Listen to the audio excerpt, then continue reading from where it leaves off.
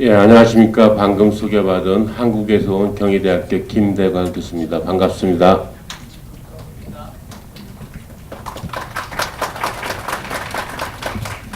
앞에서 참 좋은 발표들을 해주셨는데요. 발표가 보니까 다 연결이 되고 있습니다.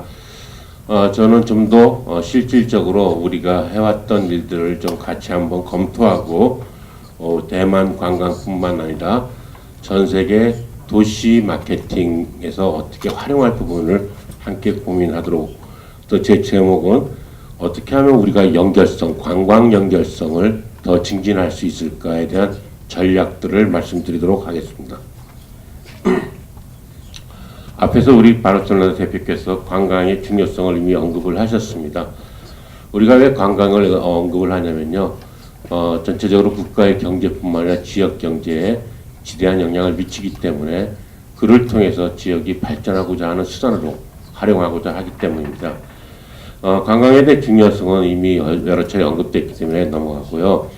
우리가 관광을 얘기할 때 중요하게 봐야 될 부분이, 저는 투어리즘 밸류 체인, 관광 가치 사슬에서 좀 보고자 합니다. 제가 관광객으로, 여행객으로 타이완을 방문했습니다.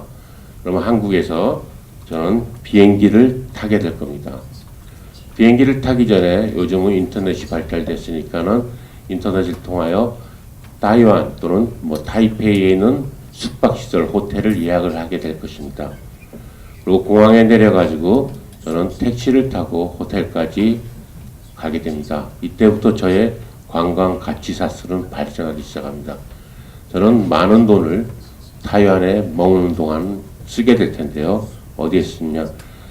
지역교통에도 쓰고요. 그리고 말씀드린 대로 숙박시설에도 쓰게 됩니다. 그리고 여기서 제가 즐겁게 관광지를 찾아가서 관광지에 대한 여러 가지 활동들을 하게 될 겁니다. 중정공원에도 갈 것이고요. 국립고궁박물관에도 들어갈 것입니다. 그리고 제 아내가 와서 여기서 기념품을 샀습니다. 그 기념품을 가지고 저희 아이들에게 전해줄 예정입니다. 그리고 또한 저쪽 남쪽 가서 해양 스포츠도 즐길 예정이었습니다. 이 모든 활동들이 제가 한국에서 대만으로 오게 되면서 발생하는 가치가 발생하는 것들입니다. 이런 가치가 발생하기 때문에 우리는 관광 가치에 대한 사슬이 어떻게 묶였는지 잘 이해할 필요가 있습니다. 우리가 이제 여러 가지로 볼 때요, 앞으로 우리 관광이 어떻게 하면 지역 관광이 좀 더 경쟁력 있게 발전할 것인가에 대한 경쟁력에 대한 요소들을 한번 봤습니다. 여러 가지가 요소가 있겠습니다. 어떻게 하면 우리가 바르셀로나 대표께서 마케팅뿐만 아니라 매니지먼트가 중요하다는 말씀을 언급을 해주셨는데요. 마찬가지로 이 모든 것들이 이런 경쟁력과 서스테이너빌리티, 지속 가능성이 함께 묶여야지만이 지역의 관광이 활성화될 수 있을 것이라고 보고 있습니다. 현재 관광의 트렌드를 볼까요? 역시 앞부분에서도 많이 언급된 부분인데 몇 가지 중요한 말씀을 드리겠습니다. 우선 많은 분들이 도시관광에 대한 얘기를 하고 있습니다. 지금 오늘 타이완 인터내셔널 트래블 페어에 보면은 역시 소수 지역도 관광지로서 매력은 있지만 다수를 차지하는 관광지의 어떤 도시 매력을 어떻게 증진할 것인가. 그리고 전 세계가 지금 고령화 사회로 가고 있습니다. 즉, 이 고령화된 사회에서 이들은 우리에게 주요한 고객이 될 것입니다. 이들을 어떻게 하면 좀 더 관광에 참여시키게 할 것인가. 흔히 말해서 웰페어 투어리즘에 대한 부분들을 고민하고 시니어 투어리즘을 고민해야 될 필요가 있습니다. 아울러 건강에 대한 고민을 하게 되겠죠. 메디컬 투어라든가 헬스 투어. 이 부분 굉장히 큰 가치를 발생하게 됩니다. 그리고 또 한 번이 최근에는 이제 ICT, 모바일. 여러분들 휴대폰 모바일 폰 다 가지고 계시죠.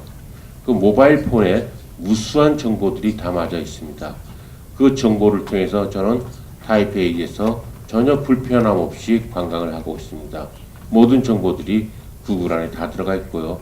여러분들이 제공하는 인포메이션이 제 모바일 폰에 다 들어가 있었습니다. 그리고 또 아주 크게 증대하고 있는 시장 중에 하나가 마이스 시장이라고 했습니다. 미팅 인센티브 컨퍼런스 익시비션 또는 이벤트 시장이 되겠죠. 지금 인터내셔널 트래블 페어도 마이스 투어 중에 하나라고 볼 수 있습니다. 여러 나라에서 우리 한국 대표단도 방문했고요. 또 일본 대표단도 온 걸로 알고 있고요. 주변 지역에서 이 큰 행사 때문에 참가하는 분들이 굉장히 많습니다. 그리고 올 여름에 유니버시아드 대회가 대만에서 개최됐습니다.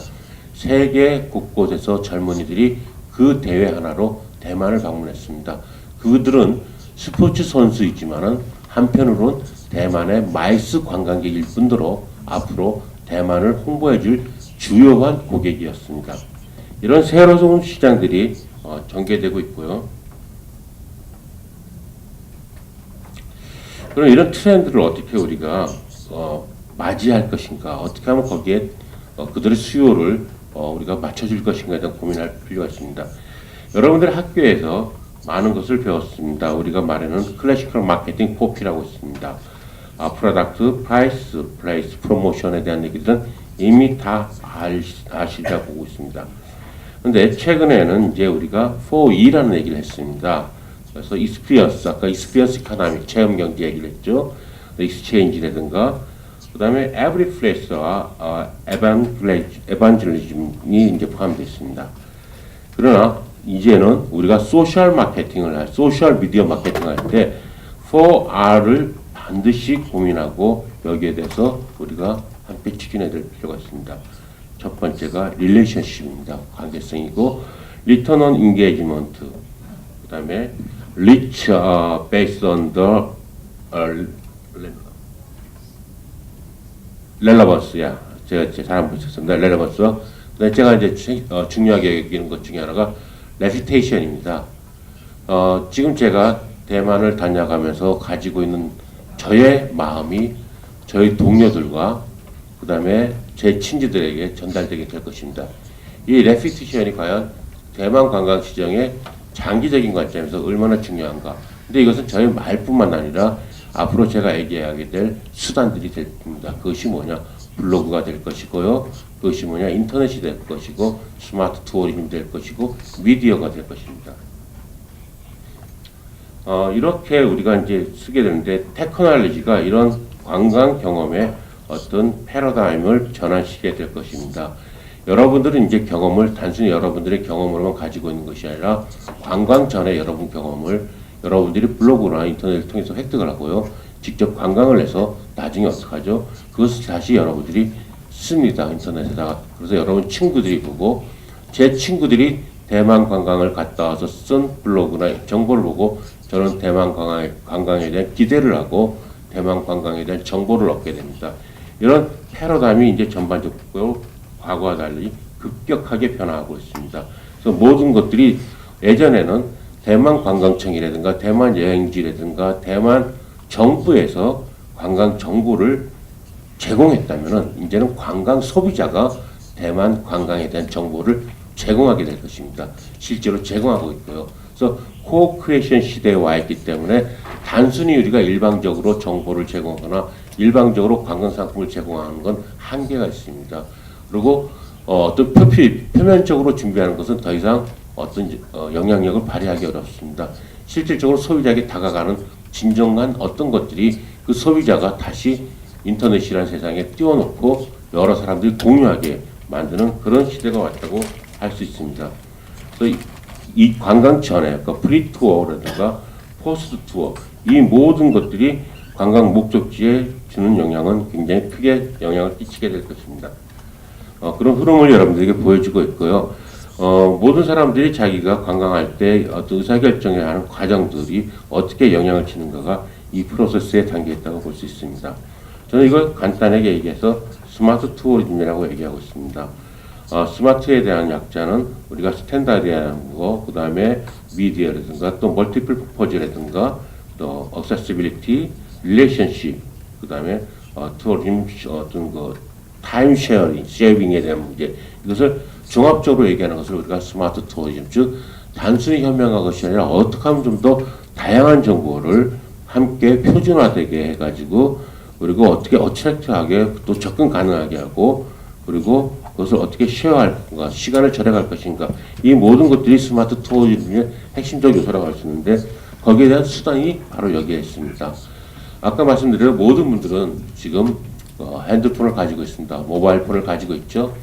이 안에 여러분들 모두 다 24시간을 모바일 폰으로 사시고 계실 것입니다. 무수한 정보들이 이 안에 있습니다. 기후, 일기 정보, 날씨 정보도 있을 것이지만요. 여행으로 치자면은 교통 정보라든가 또는 가격 정보라든가 이런 것들이 우리 안에, 우리 손 안에 다 있습니다. 이미 여러분들은 전 세계에서 여행으로 갈 또는 대만으로 여행할 준비가 되어 있다고 볼 수 있습니다. 근데 문제는 이걸 어떻게 활용하냐는 겁니다. 공급자는 이렇게 하겠죠. 교통과 숙박과 관광 경치와 그다음에 음식, 식당과 그다음에 어떤 엔터테인먼트 같은 것들을 소비자에게 그걸 보여주려고 할 것입니다. 그럼 소비자는 이걸 어떻게 받아들일 것인가? 이것이 스마트 투어리즘의 핵심적 연결성이라고 이 많은 것들이 대만 관광청에서는 제공을 합니다. 여러 가지 얘기들을요. 그럼 어떻게 하면 우리가 전개할 것인가? 아까 여러분들이 뭐 발표할 때도 얘기했는데요. 우리가 단순히 대만 얘기를 또는 타이페이 얘기를 또는 대만의 관광지 얘기를 가지고 있으면 안 됩니다. 이 가지고 있는 걸 수단으로 디지털 테크놀로지로 통해서 스토리텔링을 얹어줘야 됩니다.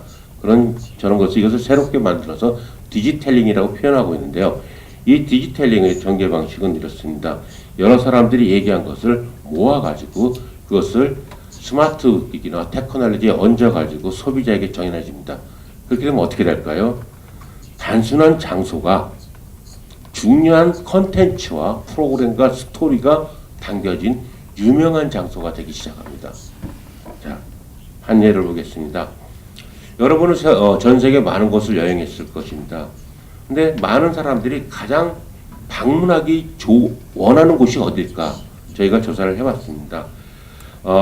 전 세계적인 어떤 그 사회 경제적인 허브, 뭐 뉴욕이라든가 또는 뭐 홍콩이라든가 이런 것일까요? 아니면은 어떤 세계적인 기념물들, 만리장성이라든가 뭐 에펠타워라든가 이런 것일까요?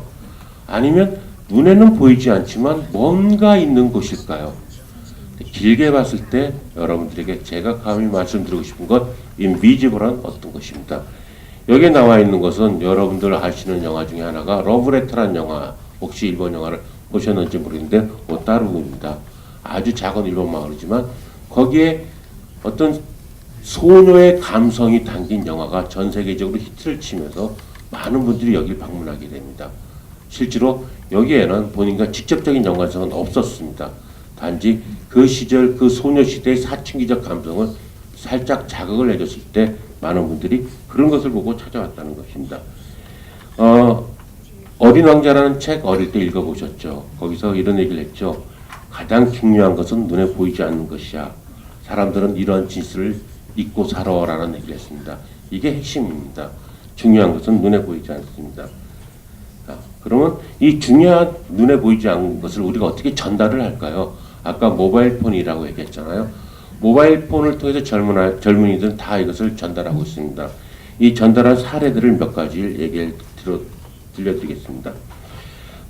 로스트 인 타일랜드라는 영화가 있습니다. 그리고 아시다시피 다빈치 코드 또는 브레이브 헐트 이런 영화들이 있었죠. 이런 영화들이 각 나라에 가서 방영되면서 사람들이 어떻게 했습니까? 이 영화 촬영지를 방문하게 됩니다. 엄청나게 많은 수가 증가하게 되죠. 물론 극장 가서 직접 가보신 분들도 있지만 요즘은 모바일 폰에서 유튜브를 통해서 본다거나 또는 돈을 지불하고 간단하게 보는 방법들이 있습니다. 젊은이들은 열광을 하고 있습니다. 정말 큰 효과를 가지고 있다고 볼 수 있고요. 뭐 로드 오브 더 링스, 반지의 제왕이라고 미션 임파서블 이런 것들이 전 세계적으로 가서 상영되면서 큰 효과를 거두었습니다. 한국의 예를 하나 들게요. 대만에 상영됐으라고 보는데요. 겨울연가 윈터 소나타라는 게 있었습니다. 특히 일본에서나 동남아시아에서 상영되고 지금도 한국에 있는 남이섬이라는 그 촬영지는 많은 외국인으로 발 디딜 틈이 없이 항상 바삐 움직이고 있습니다. 근데 제가 여러분들 질문을 하나 드리겠습니다. 저 오른쪽에 있는 어떤 나무 길이 있죠? 저기가 주연 배우 두 분이 자전거를 타고 가면서 사랑을 속삭였던 장소입니다. 그래서 지금도 많은 외국 분들이 오셔가지고 저기를 걸으면서 본인들도 그런 연인 감정을 다시 느끼곤 합니다. 근데 재미있는 함정이 있습니다. 저기에. 저 나무가 어떤 나무인지 아십니까 혹시? 저 나무가? 저 나무의 수종 이름은 메타세콰이어라는 나무입니다. 자, 그러면 저 밑에 있는 깔려 있는 나뭇잎은 어떤 잎일까요? 저 밑에 깔려 있는 잎은 이따 제가 얘기하겠습니다. 질문이니까요.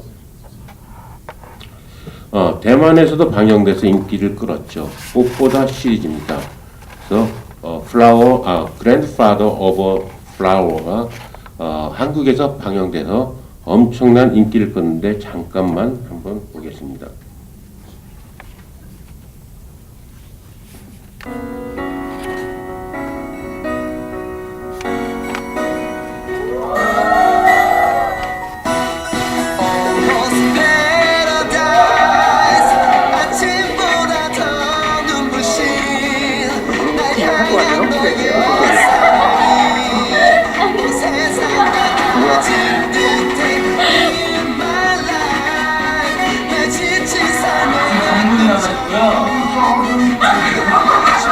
난 수영을 그 못하는 거 사.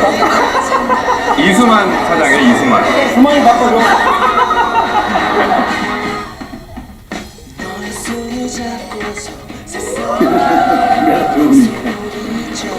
여기 나오시는 그 연기자분들은 한국에서 유명한 아주 나이 드신 연기자분들입니다. 굉장히 유명하십니다. 지금 화면에 나오는 것들이 지금 대만 관광지를 이분들이 여행하시면서 그런 것들을 한국에 상영을 했어요.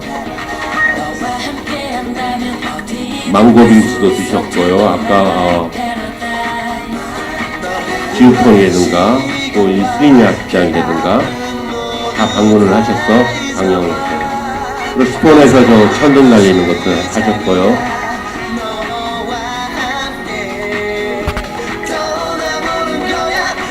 협곡에 그 출렁다리도 건네셨어요. 네, 한국에서도 또 비슷하게 저 강남 스타일이라는 게 전 세계적으로 아주 히트를 친 유튜브가 있었습니다. 요 영상은 그냥 스킵하고요.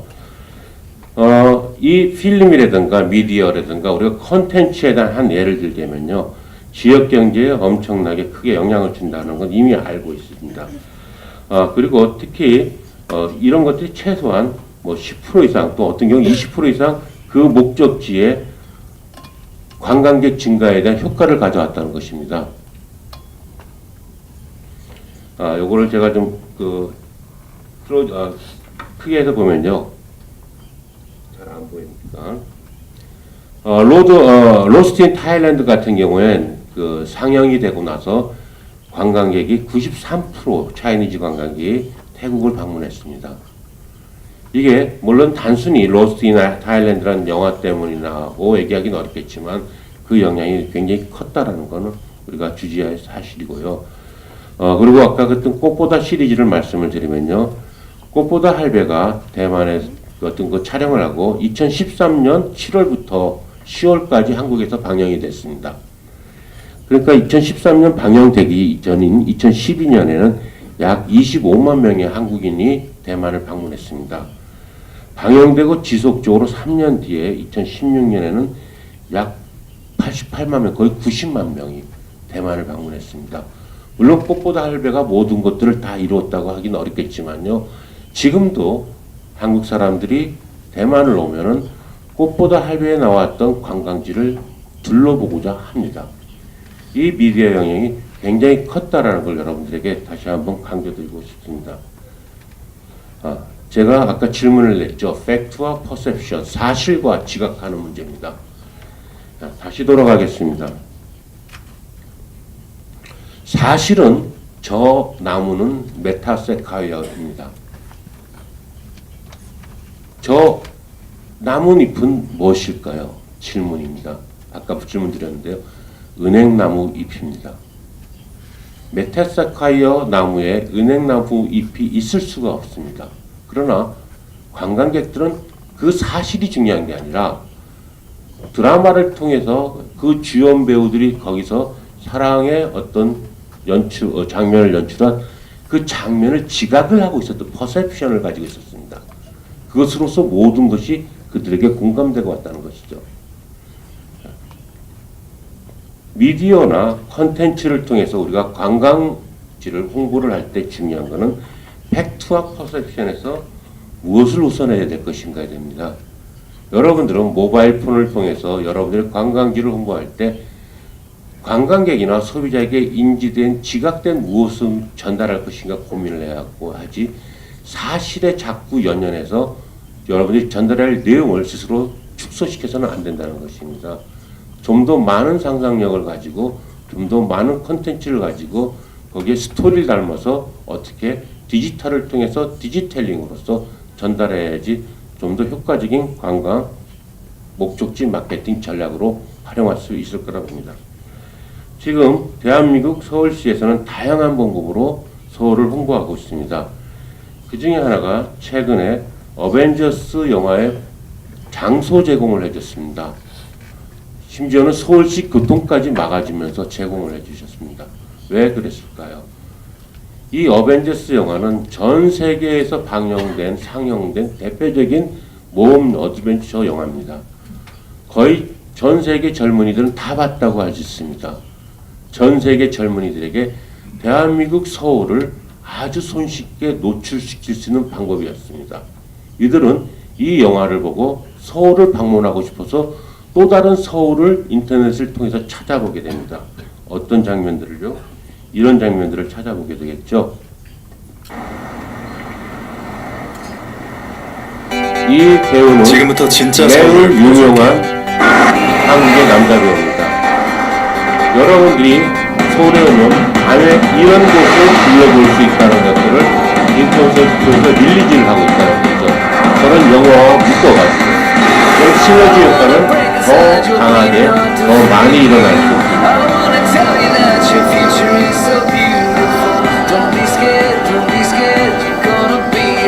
밤이 깊어질수록 당신도 서울을 더 좋아하게 될 거예요.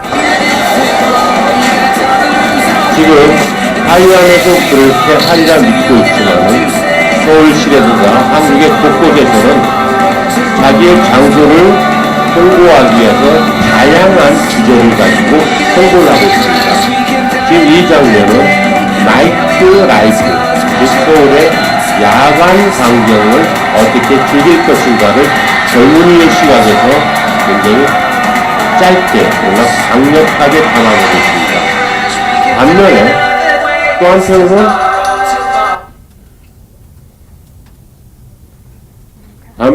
서울시 같은 경우는 패션이라든가 전통이라든가 등등 다양한 주제를 가지고 소비자가 맞게끔 접근하고 있습니다.